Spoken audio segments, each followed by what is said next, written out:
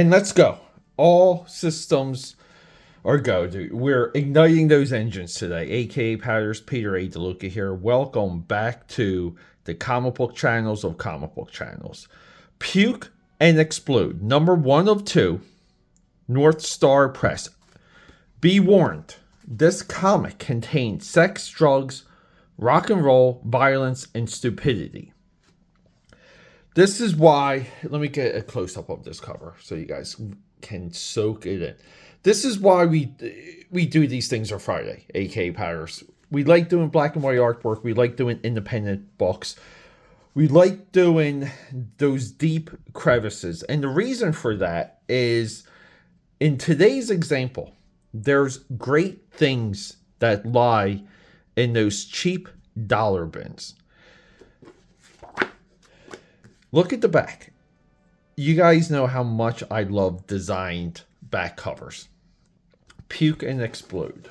We have the guitar, artist signature, Cooper, 1990. We have a couple ads. So 4 jewels too by the inside back cover. I suspect this is Cooper's front. This is like the company that he makes his artwork through. Previously on this channel, we did discuss Clown Shock, the Ultimate Killing Joke. It says here that it's a 4-issue miniseries. I couldn't confirm that more came out.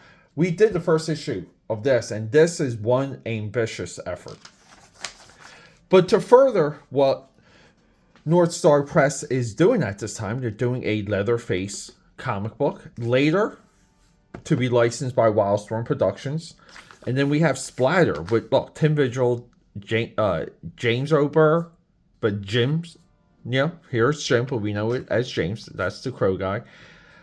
Dale Keown, Dave Cooper, Michael Lisner, and John Ramirez. So North Star aggregated, had some of the talent back then. I mean, some of these guys are still around today, like Tim Vigil. Follow Tim Vigil on Instagram. He is doing some amazing stuff. We're doing things with this book that invokes underground comics with an X. Hardcore stuff. Now, there's nudity in here. There's violence. And we have a presentation. And this is difficult for me to classify. Because let's just get into it. Again, we're within a designed experience. A designed inside front cover. A designed contents page. Puke and Explode, Chapter 1, Volume 1. I looked into issue 2 of this. Issue 2 is a little bit up there in price. We will review that. When I do issue 2, we're probably going to do issues 1 and 2 together again. I was just so excited. I wanted to bring this to you. Dave Cooper is the guy. And he does these things where he does these like bubbly wrinkles and this like almost like spaghetti. You know, this looks like Play-Doh. If you ever push Play-Doh through the, those little holes and you make that spaghetti Play-Doh. He has a way of doing liquid, like the blood here. I love these highlights.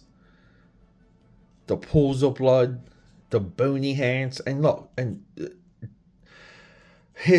the wrinkles just, it's almost like they're becoming another form. It's so interesting. I absolutely love the dark gray for the cover with the blue and the red. It really pops, even though it looks very busy. Everything looks to be hand lettered, right? Like where this is by the human hand.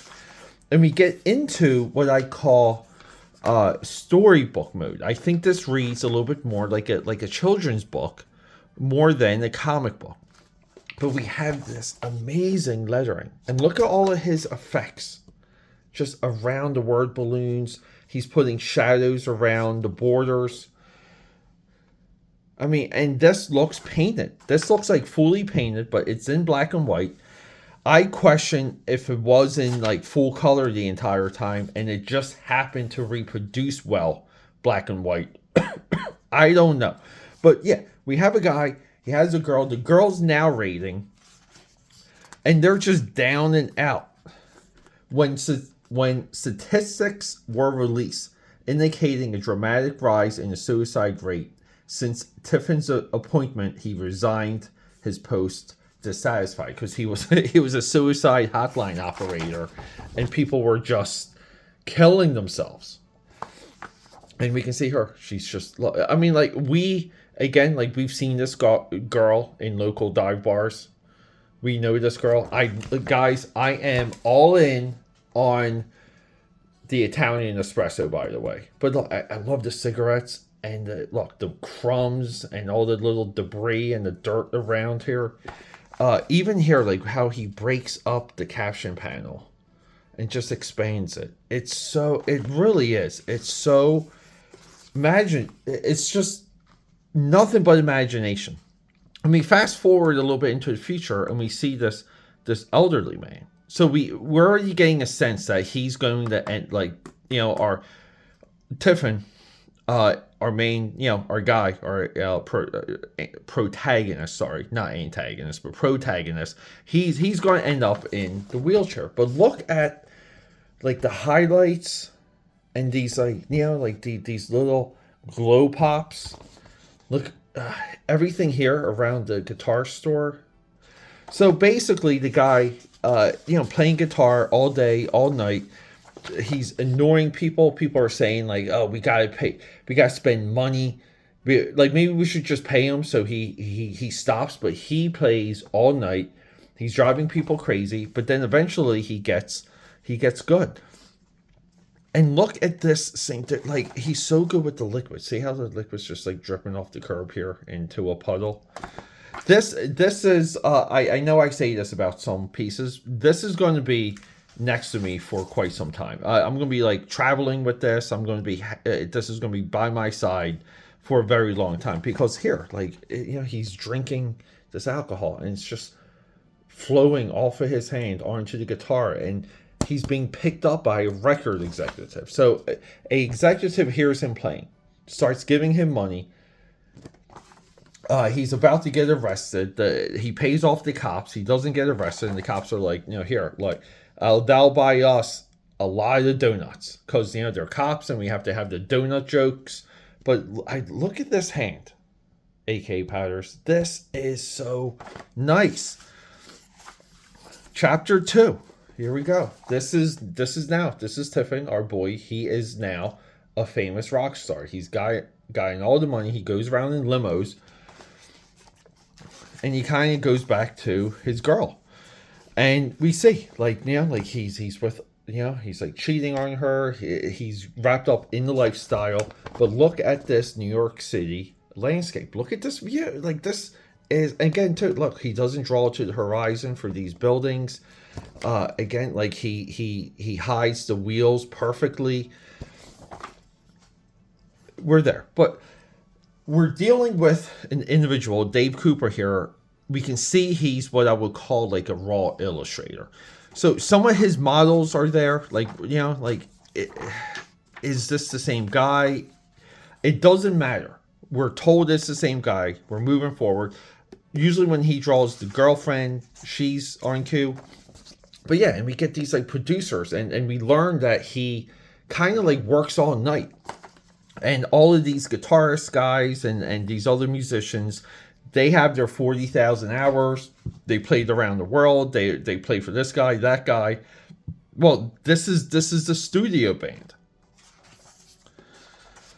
And she's just, like, less and less, she gets more disenchanted because when she goes to visit him, these girls show up, the babes show up, and the record producer is like what? Like, your friends are here and they all got their nipples popping nipples, baby. And we see that he's addicted to pills. We have a drug dealer. We have a Mr. Brownstone, right? If we listen to Guns N' Roses' Appetite for Destruction.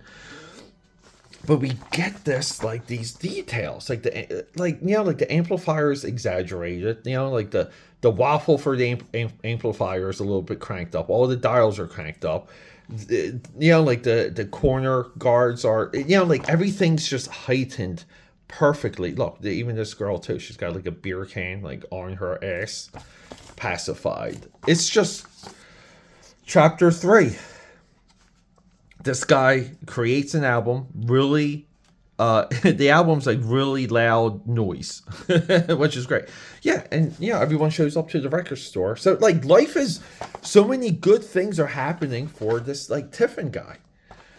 He sells so well, they're going into a world tour, but we see his future self leaving one to spend the rest of his life in a wheelchair.